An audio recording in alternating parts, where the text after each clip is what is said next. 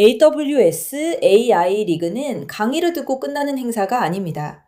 정해진 시간 안에 지도를 탐험해서 보물까지 도착하는 인공지능 에이전트를 직접 만들고 그 에이전트를 계속 고쳐가면서 점수를 올리는 대회입니다.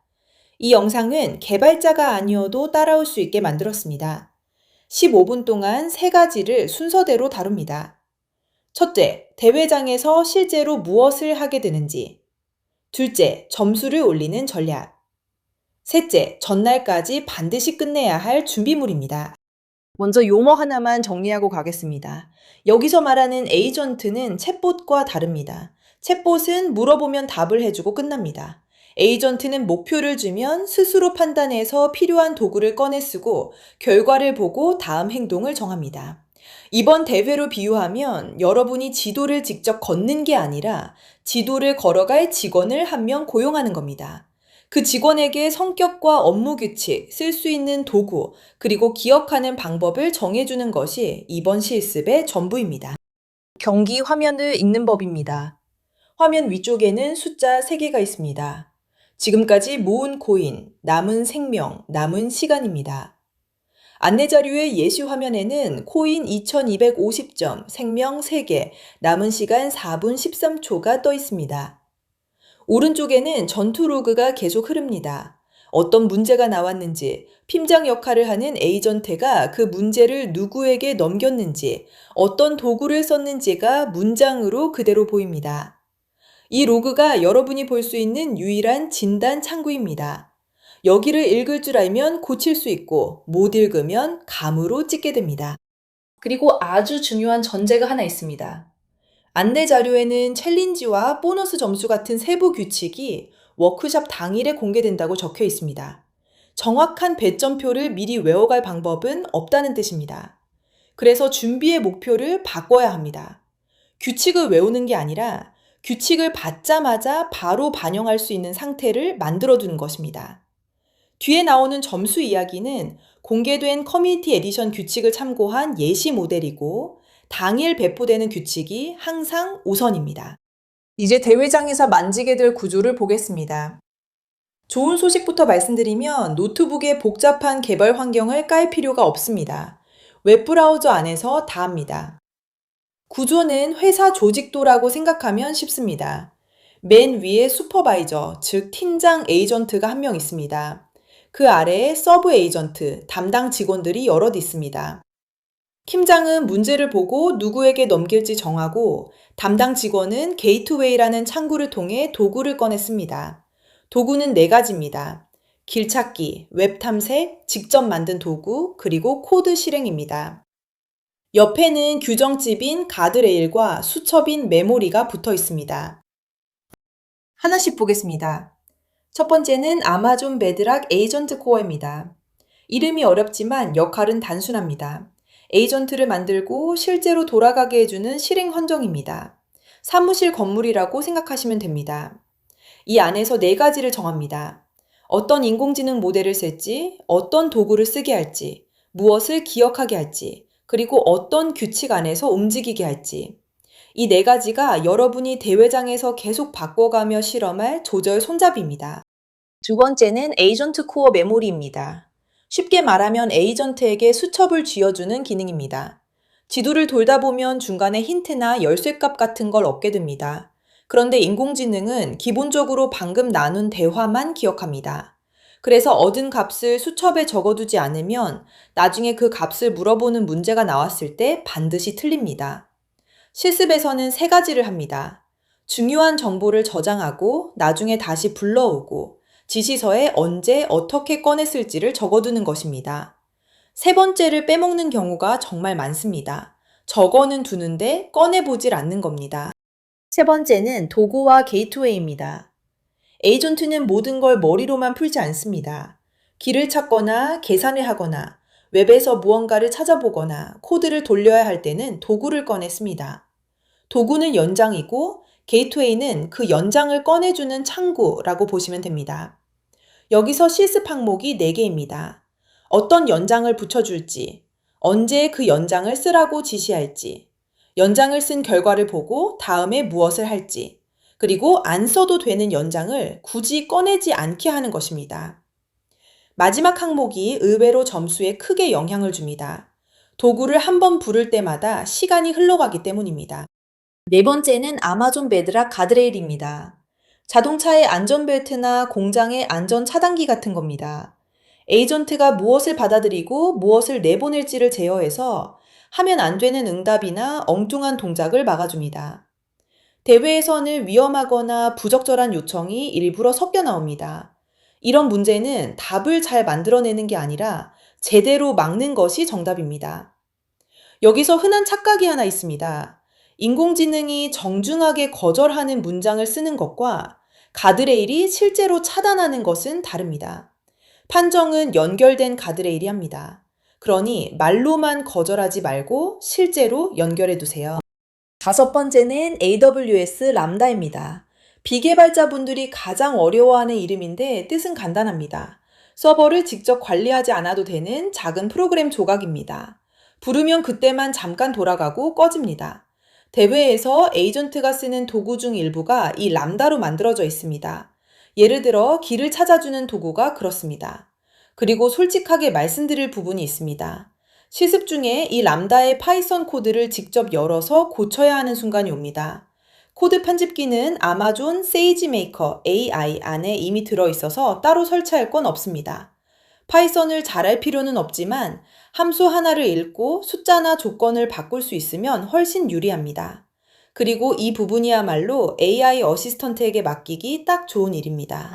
5개를 한 문장식으로 정리하겠습니다.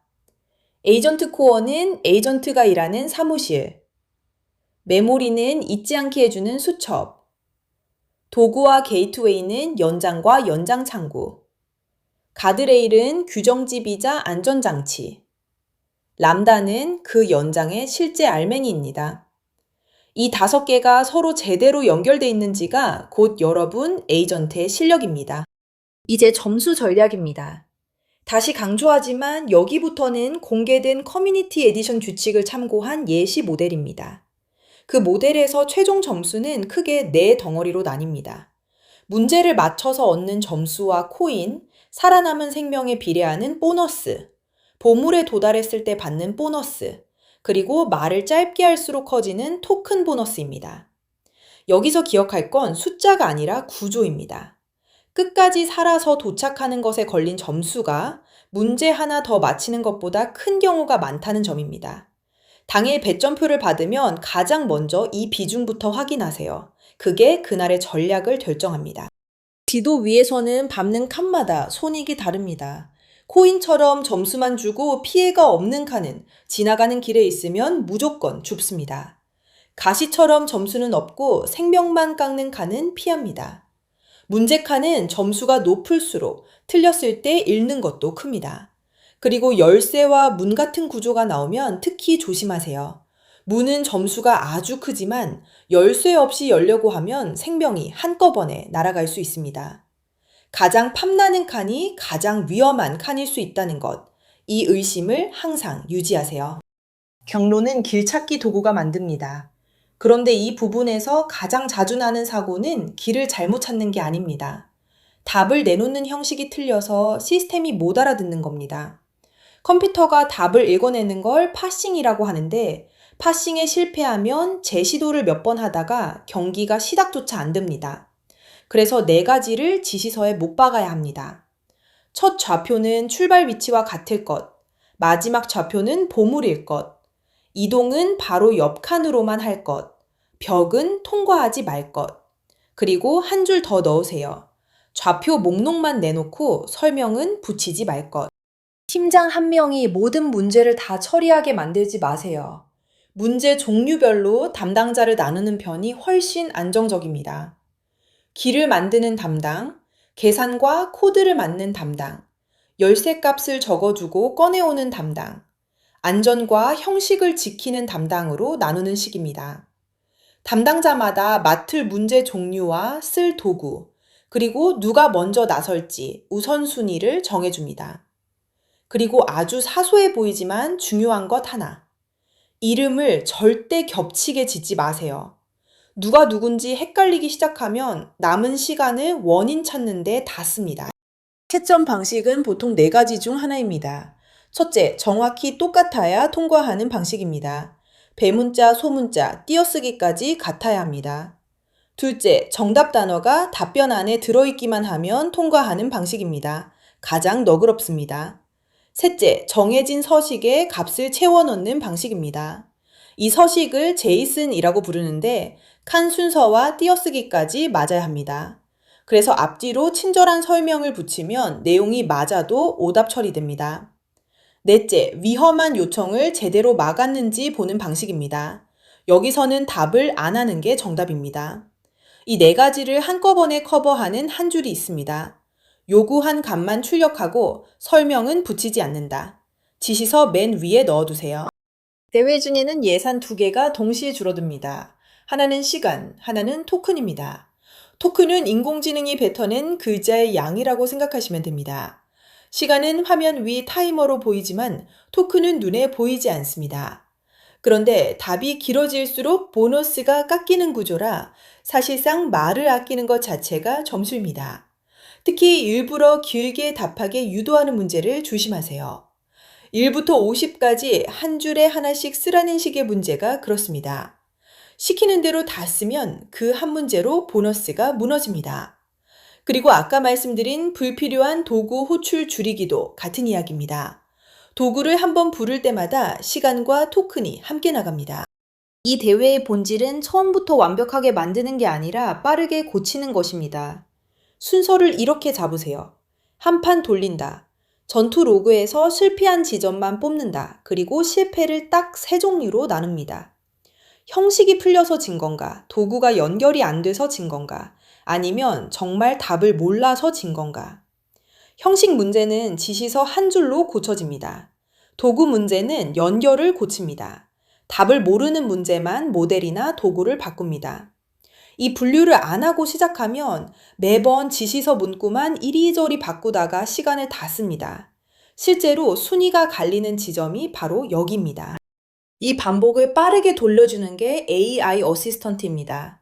특히 비개발자 분들께는 이게 사실상 통역사 역할을 합니다. 대회 기본 환경에는 아마존 큐가 들어있지만 안내 자료는 키로를 미리 설치하고 로그인까지 확인해달라고 요청하고 있습니다.